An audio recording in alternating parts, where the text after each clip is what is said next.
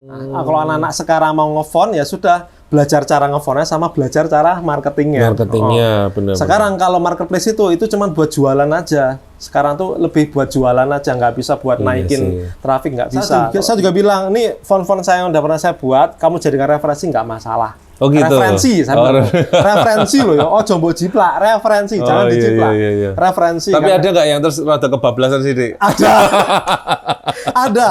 Jadi kalau misal di phone ini memang nggak menurut teman-teman masih menghasilkan ya dijalani. Kalau misalnya udah nggak begitu menghasilkan, nggak perlu kalian menghina-hina seperti itu. Kita tetap menghormati bagaimanapun kita pernah berjuang di phone. Ya saya dibayar dengan doa itu yang saya cari doa ya sebenarnya teman-teman. Nah, dibayar dengan uang tuh kata gimana gitu. Tapi begitu teman-teman sukses, akhirnya banyak yang mendoakan. Nah itu yang bikin merinding.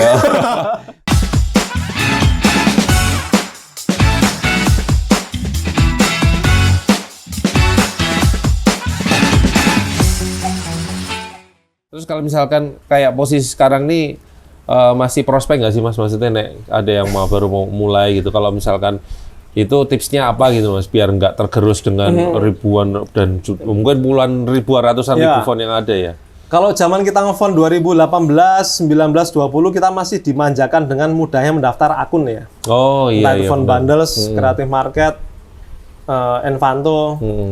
Karena kan untuk awal nge-phone pasti kita ndompleng atau kita bergantung pada marketplace platform itu. Zaman itu ya jujur 2018, 19, 20 itu masih enak buat nge-phone. Pemula nggak punya basic desain pun itu masih aman semua. Kayak Mas Dimas itu kan salah satunya nggak punya basic desain, itu masih aman semuanya. Cuman kalau di tahun sekarang ya saya mau jujur aja dengan kondisi apalagi kondisi market sekarang mungkin saya nggak tahu sih apa yang menyebabkan. Kalau kata teman-teman kok sekarang agak sepi ya, saya juga bingung ya. Karena ada teman yang bilang sepi, di satu sisi ada teman yang laris banget jualannya, jualan phone-nya. Ada yang laris banget. Ya ternyata kuncinya kalau zaman sekarang kalau memang mau terjun ke dunia phone, kalau yang nggak punya basic design, saya berani bilang susah. Sekarang yang punya basic design kalau mau nge-phone itu memang harus dianjurkan. Kalau yang belum punya basic design, saya bilang itu susah sekarang. Sekarang kita harus bisa Corel, harus bisa Photoshop dan macam-macam biar nggak ketinggalan jauh. Karena kalau yang belum bisa itu kan harus belajar itu semua. Mas Dimas itu kan semua belajar dari nol. Corel dari nol, Photoshop dari nol. Waktu kan dia sama istrinya juga toh? Istrinya juga belajar dari nol juga? Iya, sama istrinya juga belajar dari nol. Saya nggak ngerti mereka gimana kolaborasinya. Yang jelas phone itu digarap 2 orang. Kalau zaman sekarang prospeknya kalau kualitasnya bagus ya alhamdulillah insya Allah masih ada aja yang beli. Kayak saya bangun web metal itu, saya kan bangun web yang isinya khusus phone metal aja. Itu bisa dikatakan ya mungkin masih merangkak ya, pendapatannya masih di bawah $1.000, tapi udah di atas 500 lah ya. Tengah-tengah seperti itulah. Ya, untuk bulanan untuk apa namanya, untuk bulanan itu sangat cukup sekali ya. Karena memang di situ saya menekankan kualitas. Di situ saya menekankan kualitas dan itu saya nggak mengandalkan Davon. Iya. Sementara itu saya nggak mengandalkan Davon. Saya mengandalkan sosial media, terutama Pinterest. Pinterest itu saya urutin upload. Nah itu ceritanya gimana saya nggak tahu kenapa kok Pinterest saya bisa yang view-nya banyak banget itu saya nggak ngerti. Oh gitu, iya toh. Nah jadi khusus yang black metal itu? Iya, khusus yang black metal ini.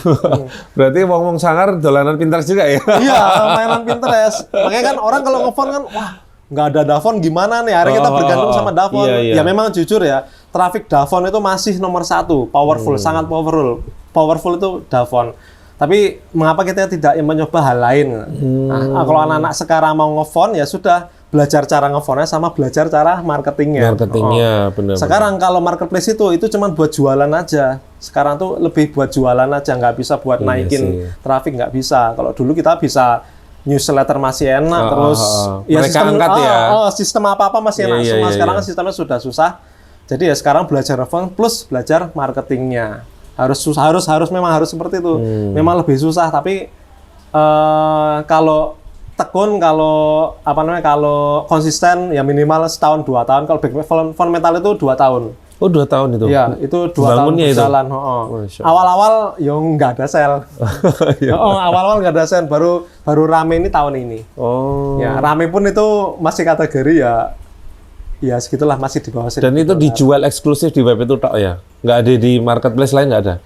Sekarang saya coba gitu ke CM, pasang di CM. Oh, pasang di CM coba. Pasang di CM karena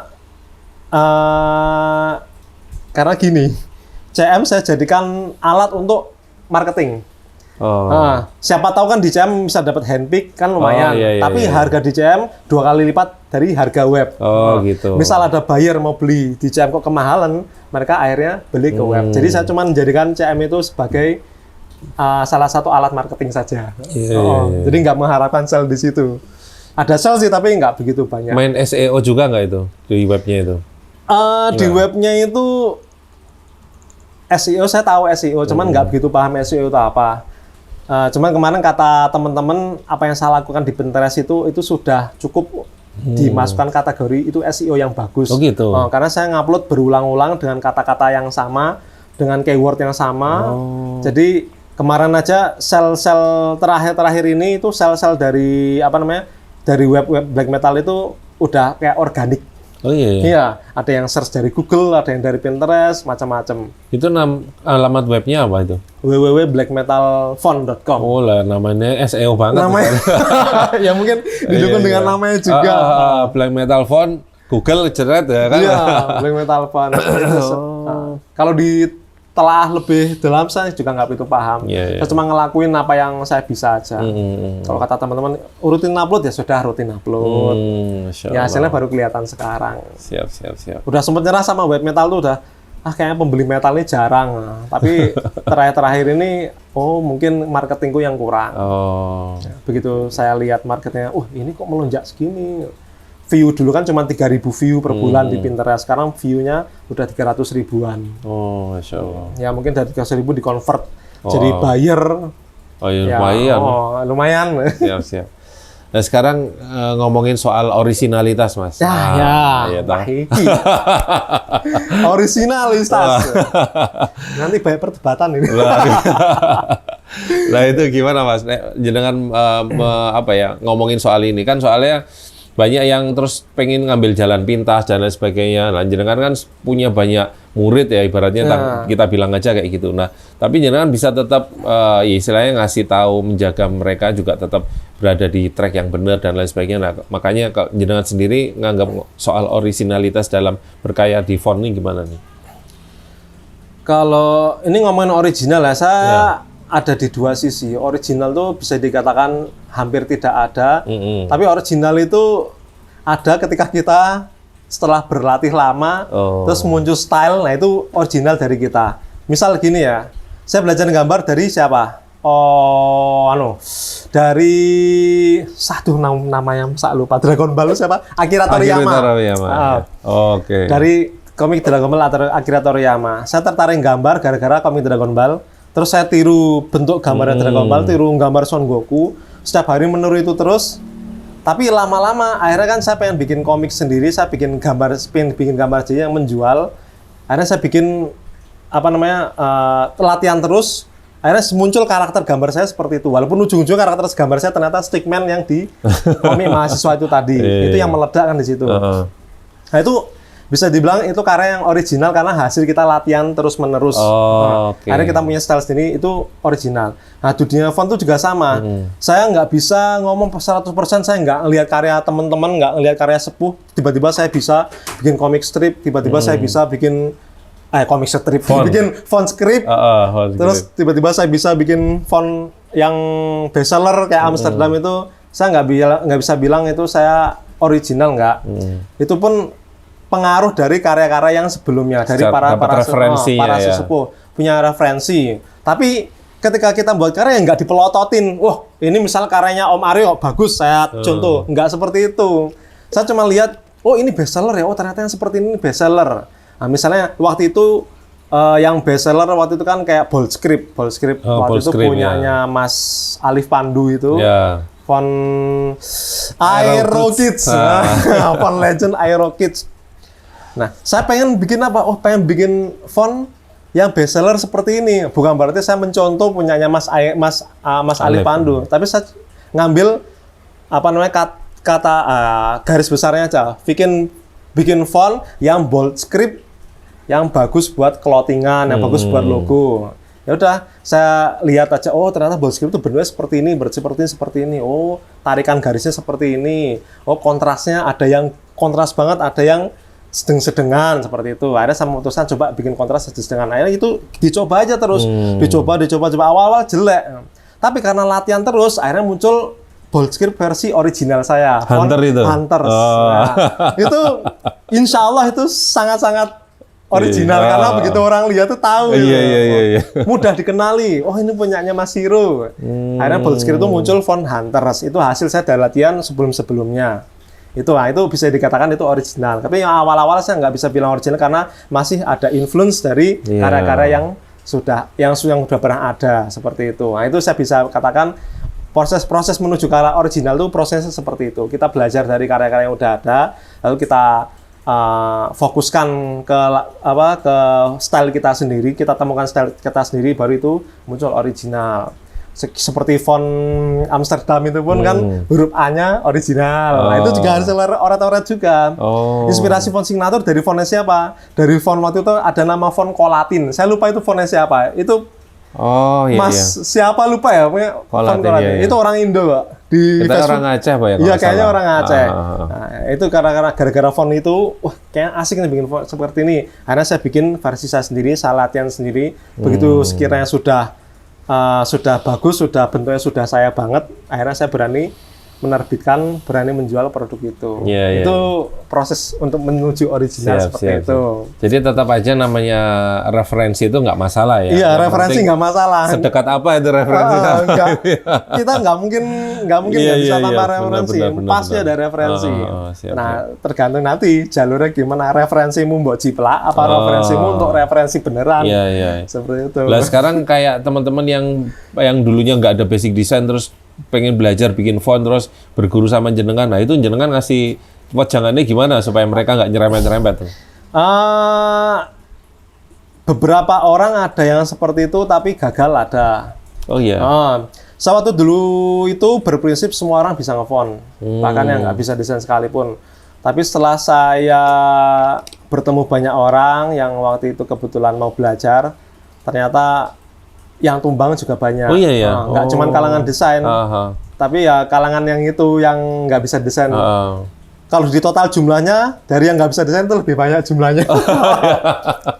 Karena gini, ngefont ini kan pendapatan jangka panjang ya. Nggak bisa kita ngefont hari ini, nanti malam dapat uangnya. Kayak semacam investasi lah ya. Minggu depan dapat uangnya. Karena orang yang datang itu kadang mengharapkan hal seperti itu. Ngefont minggu ini, belajar minggu depan sudah hasil. Nah, itu yang membuat orang tumbang di jalan. Mereka yang bertahan ini kayak Mas Dimas itu salah satunya. Itu kan awal-awal ya dapatnya paling cuma $1, $2. Begitu sudah mencapai setahun, nah itu baru dapat rezekinya. Tiba-tiba ditarik deal sama Kreatif Fabrika itu, yang langsung berapa per bulan. Iya, Masya Allah. Ya itu. Nah, terus untuk yang ngomongin soal originalitas itu jenengan kayak ngasih rambu-rambu nggak sih? Ini etikanya seorang desainer itu gini apa segala macam. Ke teman-teman yang belajar saya selalu ngasih.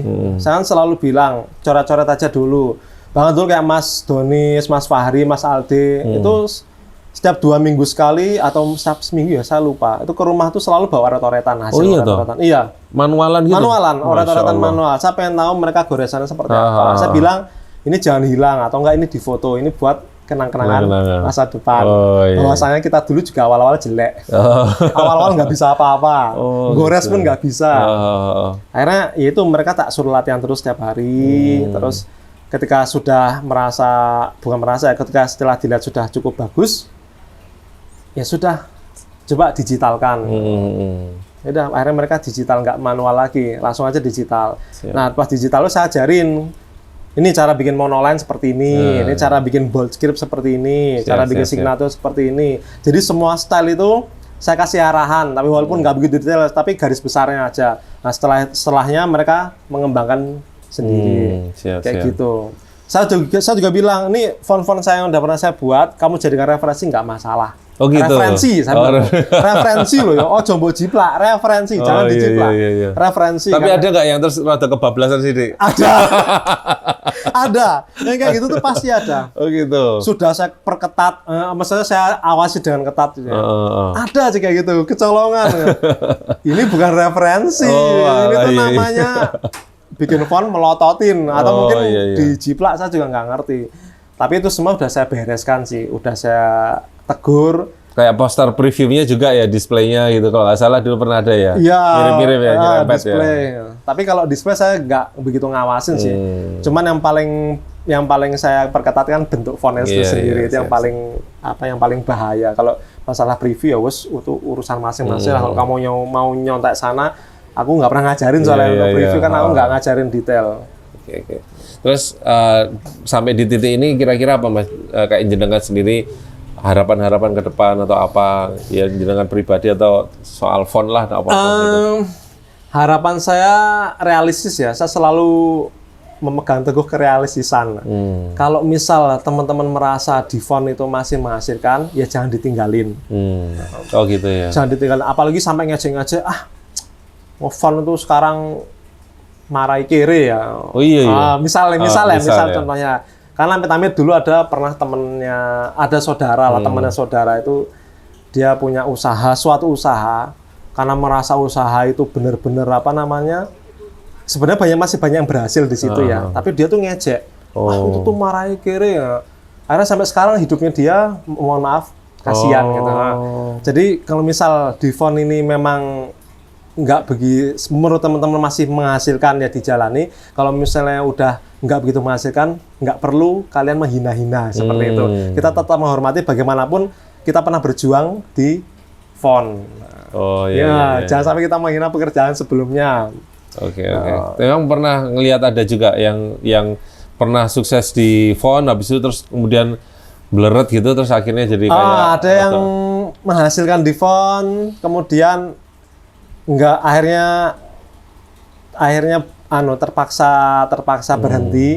Itu pun berhentinya tuh baik-baik WhatsApp saya. Oh iya. Mas Siro, maaf ini saya nggak bisa lanjut di font karena mungkin karena di sini bagi saya belum beruntung. Akhirnya beliau milih untuk kerja di bidang lain. Tapi itu baik-baik sih, berhentinya baik-baik. Ya ada ya. Mungkin kalau yang lain-lain saya nggak tahu. Yang nggak terdengar di telinga saya mungkin ada juga mungkin. Yang saya tahu juga ada tuh, ada. Nah, sebentar ya. Kalau untuk selama proses ngefont ada yang down itu, saya selalu tanya. Jadi waktu itu konsultasi ke saya tuh nggak cuma konsultasi gimana cara bikin font, tapi sekaligus konsultasi untuk motivasi dan semangat. Curhat. Saya nerima curhatan apapun itu. Allah. Bahkan ada yang mau nikah pun curhat. Mas, kira-kira calonku ini pas enggak? Saya jawab, mbok pikir aku dukun mau piye? Emang saya dukun. Nek curhat font nggak apa-apa Mas. Pemain saya udah dekat sama Mas Siro, jadi bahkan milih calon istri pun kayak enak tanya Mas Siro kayak gitu. Nah waktu itu ya saya bersedia untuk disambati, bersedia untuk menerima keluhan apapun. Bahkan Mas Donis pun yang sekarang bisa dibilang termasuk orang yang paling sukses di font, itu dulu sempat down. Oh iya, sempat down. Sempat, ya ampun ini bener nggak sih bisa sukses di sini? Oh gitu? Sempat sampai mempertanyakan gitu? Mas Donis seperti itu. Yang menyemangati istrinya. Udah terlanjur terjun di sini, dianu aja, ditelateni lagi aja, percaya aja sama Mas Siro. Kayak gitu udah percaya aja. Ketika down itu tahun 2000 berapa lupa saya. Setahun kemudian Mas Donis walaupun belum ngeng banget tapi progresnya bagus. Sekarang kelihatan hasilnya. Beliau luar biasa. Saya aja kalah jauh. Iya. Berarti kayaknya ini ya Mas, maksudnya ya kalau kita ngomongin kayak ada ikhtiar duniawinya nih, ikhtiar langitnya ya, itu tuh kayak jenengan tak lihat kan nggak pelit berbagi ilmu apa segala macam kayak gitu ya mungkin ya, salah satunya ya. Jadi orang-orang yang merasa mendapat manfaat dan lain sebagainya, akhirnya kan malah ganti dengan cara mendoakan itu tadi ya Mas ya? Iya, ya saya dibayar dengan doa itu, yang saya cari doa ya sebenarnya teman-teman. Nah, dibayar dengan uang tuh kata gimana gitu. Iya. Tapi begitu teman-teman sukses, akhirnya banyak yang mendoakan. Nah itu yang bikin Iya, merinding. iya. Itu ada kayak kepuasan tersendiri itu ya Mas ya? Iya. Nggak bisa digambarkan ya Nggak ibaratnya. bisa digambarkan, merinding. Kadang chatan atau apa atau ya semuanya yang itu saya tunjukkan ke istri, saya screenshot tunjukin ke istri.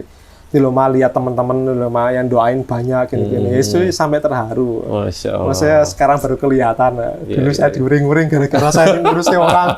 Sekarang istri baru paham. Oh ini tuh berkahnya sharing sama teman, berkahnya apa silaturahmi kan secara nggak langsung kita itu bersilaturahmi dengan orang-orang baru. Iya, oke siap. Seperti itu Om Aryo. Siap, wah Masya Allah nih kita dapat banyak banget pelajaran ya dari Mas Siro. Mulai dari dulu masa susah-susahnya ya terus merintisnya sampai akhirnya bagaimana resep beliau itu ternyata kesuksesan itu nggak hanya sekedar dari usaha tapi juga gimana caranya kita bermanfaat bagi banyak orang ya. Nah itu ini yang pelajaran bisa kita ambil. Nah sekarang pertanyaan terakhir Mas ini sebelum kita nutup. Ini tak lihat kok banyak robot-robotnya. Ayo Mas, mungkin bisa jadi pencerahan. Mungkin pas lagi buntu apa dolanan robot atau ya kan. Ya, ketika kita berhasil kan nggak ada salahnya sedikit menyentuh hobi yang tertunda. Oh iya, ceritanya balas dendam ya dulu. Balas mungkin dendam. mau beli nggak bisa gitu ya. Karena jujur hobi yang seperti ini zaman dulu kan susah didapat. Maksudnya saya juga nggak mungkin minta orang tua, Pak minta beliin robot yang merek ini. Wah, saya bisa disenani karena harganya kan nggak ngotak kan gitu. Iya. Jadi ya waktu itu pas ketika sukses-suksesnya ngefon itu ya akhirnya saya cobalah. Saya itu pun gini ya atas izin istri juga. Oh gitu ya. SNI berarti. Iya, sudah nanya istri. Sudah nanya istri. Mah boleh beli? Ya nggak apa-apa lah boleh. Istri juga ngelihat kan. Nggak apa-apa lah suamiku kerja keras sekali-kali. Yang penting hobinya nggak aneh-aneh. Kan saya nggak pernah, bukan nggak pernah jarang keluar rumah. Kata teman-teman juga kata Amir, kata Bangkit, wah saya Siro kok tumben bisa keluar. Kan kayak gitu sering digituin. Karena memang saya jarang keluar rumah, saya lebih banyak stay di rumah. Jadi saya pilih hobi yang di rumah aja ya. Jadi ya mainan-mainan seperti ini. Cuman ini saya sudah stop membeli lagi dari tahun 2021-an ya. Oh, udah stop beli? Stop beli karena sudah nggak muat. Nah, bahkan saya jual-jual. Oh gitu. Dulu kan mikirnya pas bikin rumah mau bikin ruangan khusus, mau nambah rak lagi. Tapi ketika rumah sudah jadi itu saya mikir ngapain sih nambah lagi? Nggak istilah itu umur juga udah tambah tua, mainan juga udah nggak begitu. Ada rasa jenuh gitu nggak Mas? Sebenarnya jenuh sih enggak, tapi misalnya mau nge-game, mau main seperti ini aja, kok kayak waktu tuh kayak eman-eman. Rasanya kayak gitu. Oke, ngerasa gitu juga. Aneh gitu tuh. Padahal sebelum umur 30 itu tuh kayak masih menggebu-gebu. Tapi begitu udah umur 35 seperti ini, nggak usah 35 lah, dari umur 33 kemarin tuh saya udah rasanya mau main game lama-lama aja kok rasanya eman-eman. Ada mau merasa main bersalah ini, gitu ya. Mau main ini lama-lama kan satu robot kan kok mau ngubah-ngubah bisa 1 jam 2 jam kan. Itu kayak membuang-buang waktu ya. Akhirnya saya lebih memilih ya udah stop membeli ya sekedar buat pajangan atau kadang dimainkan. Terus sekarang ya lebih sering main game sama teman-teman desainer ya, Om Suka, Om siapa itu kan. Game teman-teman desain itu kayak selain itu udah nggak ada hiburan lain-lain lagi ya. Full ke ngomong anak, nyuapin anak. Kesibukannya itu sekarang ya, family man ya. family man, lebih ke situ rasanya tuh ya gitulah. Rasanya pengen sama keluarga aja lah, pengen sama anak-anak. Nge-game sekadarnya, main robot. Nah, kalau untuk produksi font-nya berarti udah ada tim sekarang? Nah, kebetulan alhamdulillah kayak font metal itu saya udah ada yang bikin. Tapi saya masih sering bikin juga. Ada yang bikin dari anak Kediri tuh, ada anak metal juga itu. Dia rutin setoran sebulan, ya kadang 2 font, kadang 3 font. Terus untuk font script atau font yang itu udah jadi font? Udah jadi font. Kalau yang metal enggak? Yang metal saya ngefontin sendiri. Tapi kalau yang lain-lain udah jadi font. Preview pun sekarang udah dilempar ke orang gitu. Jadi saya udah nggak begitu sibuk lah di itu cara ngawasinnya biar? Nah itu ngawasin diperketat. Diperketat ya. Nggak bisa asal terima jadi. Iya makanya ketika ada kalau yang khusus metal ini karena memang kualitasnya bagus. saya nggak khawatir karena dia memang selalu nunjukin sketsa, selalu ya punya ada progres lah.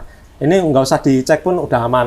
Nah untuk kalau yang skrip, untuk yang sans serif itu saya tanyain detail, ini beneran nggak nggak jiplak kan? Enggak mas, saya suruh sumpah juga malahan. Tenang loh ya, ini soalnya efeknya gede loh kalau sampai ini nggak original. Iya mas beneran.